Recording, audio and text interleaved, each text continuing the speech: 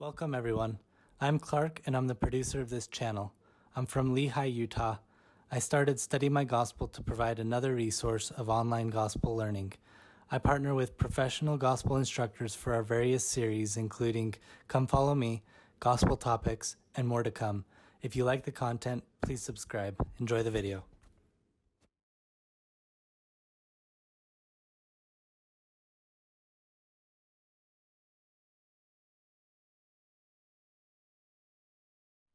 Welcome to Brother Miller's Notes. I titled our little time together dealing with 2 Nephi 24 or Isaiah 14 as Sheol, or the spirit world. Last year I went to Italy with some great friends, and I was fascinated with Michelangelo's masterpiece, The Last Judgment. In the Sistine Chapel, I noticed that the focus, right in the center of the masterpiece, was Jesus Christ. To the left, I could see the saints, those who are trying to overcome their sins. They are rising. They're being brought up. Those on the left-hand side who are sinners who remain in their sins are taken down. You have this guy right here who seems to be the condemned man, and they are soon to be brought down and taken by these evil-looking minion people down to Hades, or hell. Dante writes about hell in his Divine Comedy.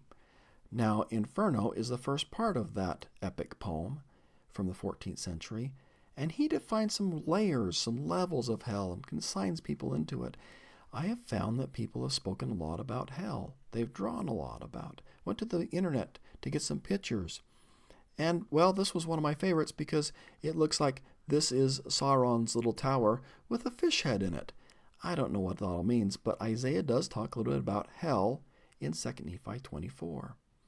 For the Hebrew word is Sheol. It's Hades, the spirit world. It's a generality of the spirit world all combined. And his focus is not really on the place, but we're going to learn a little bit about that. His focus is on the king of Babylon and how he is like Satan. He makes comparisons of Satan. And first, just define a few names, because I love what the names mean and what it teaches us. The name Satan means to accuse or to attack. He is the slanderer in Revelation chapter 12. Lucifer meant light bearer. His pre-earth life name, it means the shining one. He was Lucifer and then became called perdition, which means loss or destruction. He was a son of the morning, according to Isaiah. And in the spirit world, he will become as weak as the other spirits, and they'll marvel at how weak he is.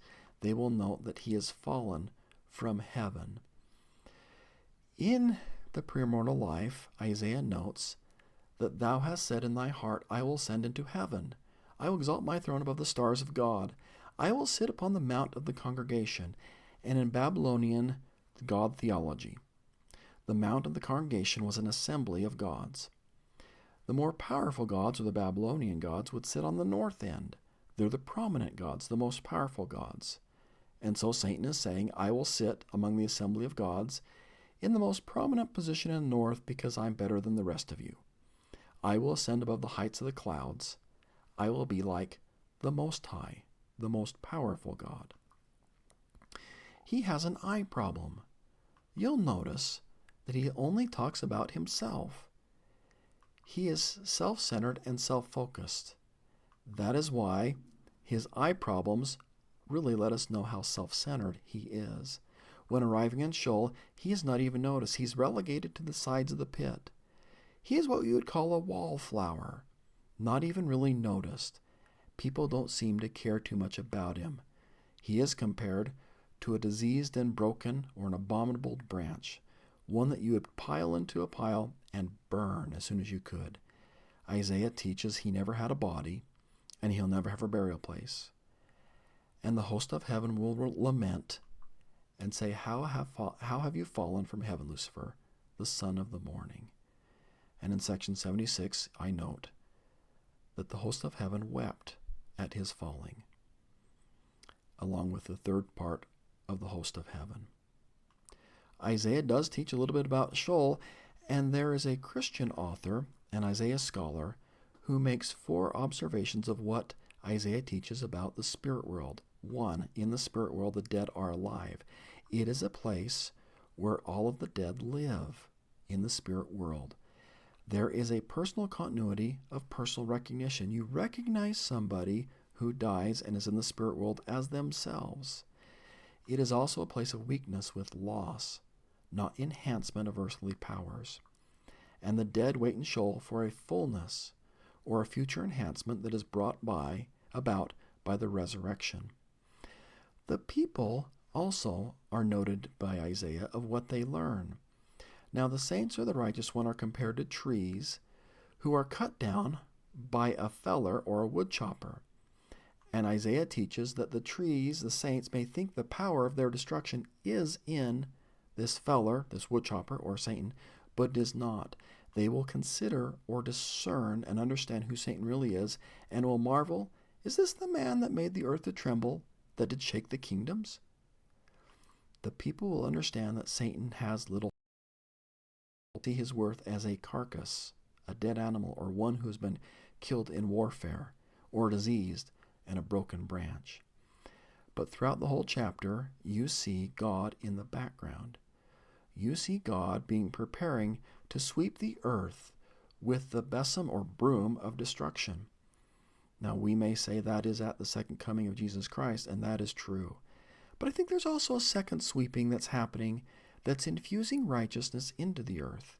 That righteousness infused into the earth also sweeps away the influences of the wickedness. President Ezra Taft Benson said, "The Book of Mormon is an instrument that God designed to sweep the earth as with a flood, to gather out his elect."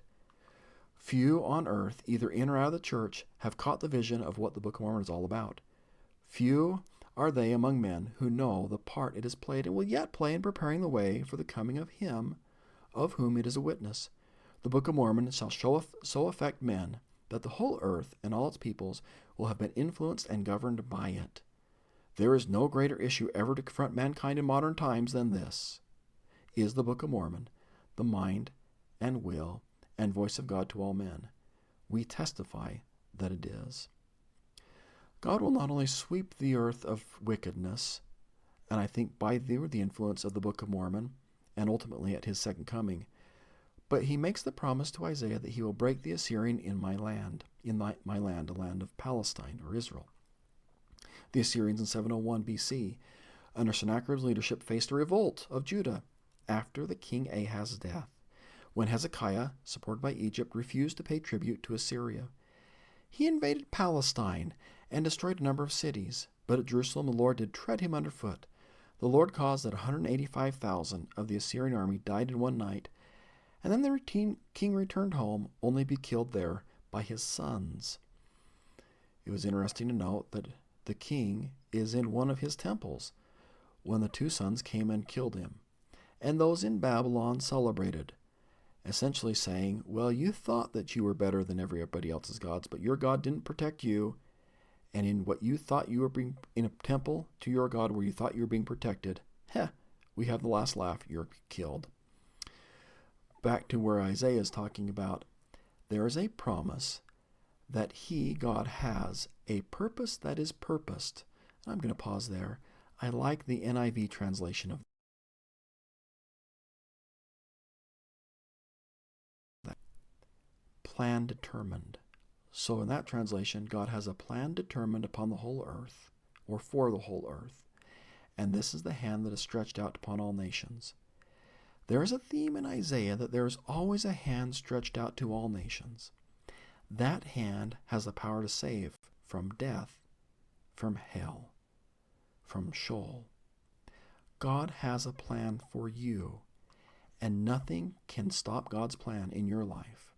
God has prepared mansions for you. The question is, are you willing to live in them? Thank you for spending a little time with me talking about Sheol and what Isaiah taught in Isaiah 14 as quoted in 2 Nephi 24. I hope you have a lovely day.